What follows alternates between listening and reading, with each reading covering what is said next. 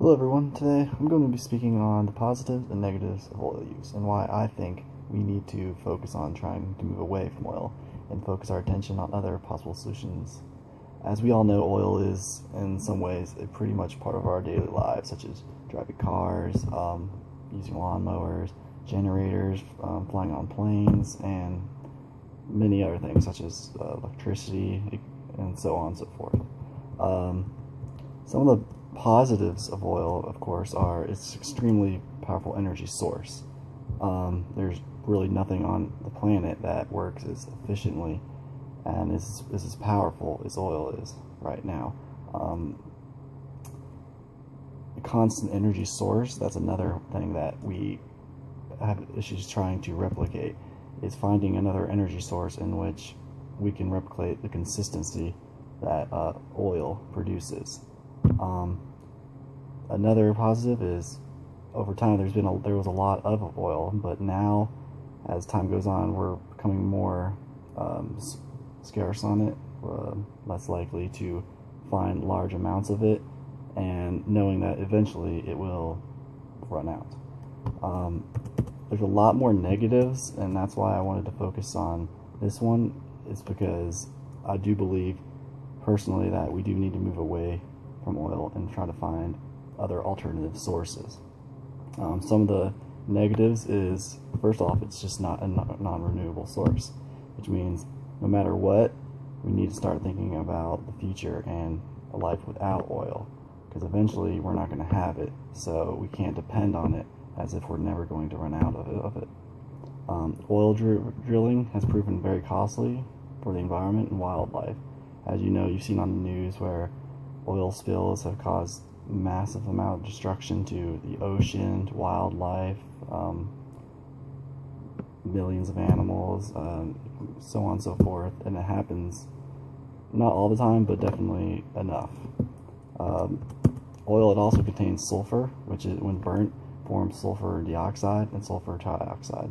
These compounds combine with atmospheric moisture form sulfuric acid, which has the potential to cause acid rain, which can cause destruction to forest again, progressive erosion to rocks and structures, natural or man-made. The use of low sulfur fuels can help reduce the impact of this. So right there, that's another issue with oil. Oil is neither clean nor efficient in use of natural gas, as we pretty much all know that. Many countries where oil can be found are politically unstable. Around 70% of the world's oil is from the Middle East, which causes lots of issues, such as much as war, fighting over oil.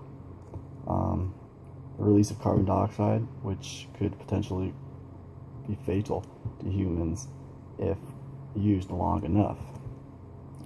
It's becoming more expensive for us consumers, because the more we run out of it, the higher the prices on it are going to go up. And honestly, I would definitely like to rather have something more efficient and less costly than oil. Seeing that there are many negatives to use oil, I believe we need to continue to work on other alternatives which could give us the same results and eventually allow us to move away from oil use altogether. As of now, we have other alternatives, but should come up with more efficient ways and better ideas. The alternatives have their flaws. I believe we are moving in the right direction with some of them. Fuel alternatives are biofuels, which at the moment might be the best alternative. It's the most realistic, and we're already starting to utilize it a lot. Ethanol can be produced from corn, sugar, and fibrous plants, which is such as switchgrass. Currently, 10% of ethanol is blended with gasoline to make, in large part, of substitute for MBTE. It's once added to gasoline environmental purposes. However, with limited vehicle modifications costing between $50 and $150, new vehicles can be produced to run on much as 85% ethanol, as well as 100% gasoline. These flex fuel vehicles, which I actually currently use at work right now, are being manufactured all over the US and have produced as many as or at least 2 million in the US alone that run on this flex fuel. Another alternative would be solar energy. What it does is it converts sunlight into electricity as it hits solar thermal panels. Free energy from the sun is great, but weather can cause many interferences with this source. Since it's still quite new in the technology, it's still very expensive. They haven't basically developed more and better ways of making it work. Another one would be wind power. Wind power is now the world's fastest growing energy source, and has also become one of the most rapidly expanding industries.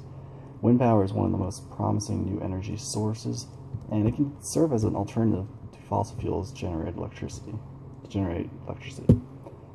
The cost of wind has dropped over 15% and is doubling of the installed capacity worldwide, and capacity has doubled 3 times during the 1990s to the 2000s. If we make predictable strides, we could in the future have wind power be one of our main sources of electricity. While I still see, of course, the use of oil, my overall message would just be to focus on the attentions on alternatives and continue for use of it to be less and less used as time goes on. We want to keep humanity on this planet safe as possible, and the only way to do that is to move forward with our advances. Thank you for hearing my speech, and have a great day.